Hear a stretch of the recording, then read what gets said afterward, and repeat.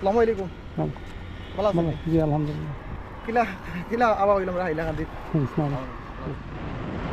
আজকে আমার দর্শক ভাইদের কাছে একটা বিনম্র অনুরোধ রইল, আজকের আমার এই ভিডিওটা প্রথম থেকে শেষ পর্যন্ত দেখবেন।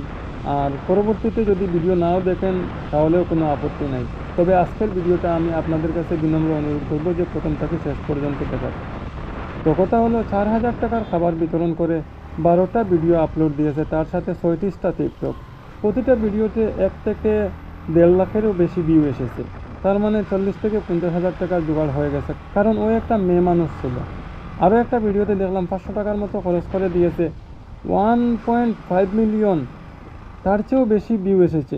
তাও আবার ইউটিউবে মোটামুটি 70 থেকে 80,000 টাকার মতো ব্যবস্থা হয়ে গেছে, কারণ ও একজন নামকরা ইউটিউবার ছিল।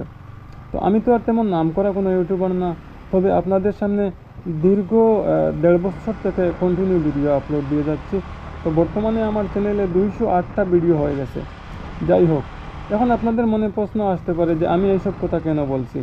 আমি এইসব কথা বলার কারণ, গত 2 বছর থেকে ফেসবুকে আর ইউটিউবে ভিডিও আপলোড করতে করতে চুলগুলো সাদা করছি। যারা ফায়দা নেওয়ার তারা নিচ্ছে, আমার সময় অযথা নষ্ট হচ্ছে। অনেকে বলতে পারেন, তাহলে আপনিও কি ইনকাম করার জন্য ভিডিও করছেন? জি না ভাই, সোশ্যাল মিডিয়া আর ইনকাম করা এটা আমার মতো মানুষের জন্য নয়, কারণ আমি কোনো মেয়েও নয় আর কোনো ফেমাস ইউটিউবারও নয়।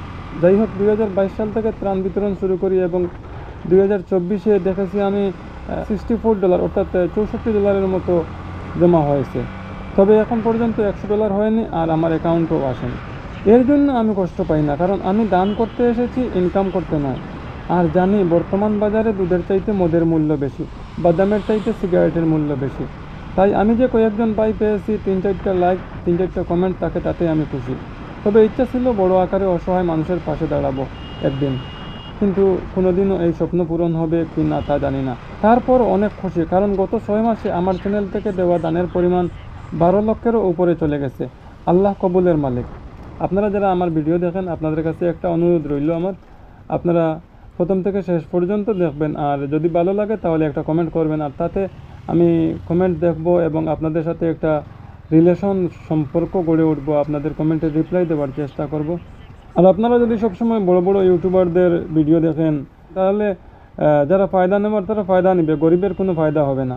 তো আমি চেয়েছিলাম গরিবের জন্য কিছু করব, কারণ আপনারা জানেন অনেকে আমার একটা প্রেস আছে। তবে আমি একটা চিন্তা ধারণা করেছিলাম, যদি ইউটিউব থেকে বা ফেসবুক থেকে আমি কোনো ইনকাম করতাম পারি, তাহলে গরিব অসহায় মানুষের সহায়তা করব। তো আমার দ্বারা হয়তো এইসব হবে না, তবুও আপনাদের দুয়ায় মোটামুটি একটা ব্যবস্থা হয়ে গেছে। আমি আল্লাহর হুকুমে আপনাদের দুয়ায় সবসময় গরিবের পাশে দাঁড়াতে পারবো, কারণ আমার দর্শক ভাইদের অনেক সাপোর্ট রয়েছে।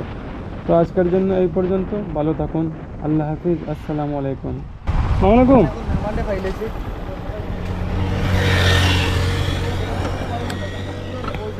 মেহমান একজন পাইছি, যে আমি আইসলাম কেন। আসসালামু আলাইকুম। ভালো আছেন? জি আলহামদুলিল্লাহ। কিলা কিলা আবার হইলাম রাহিলা গান্ধী।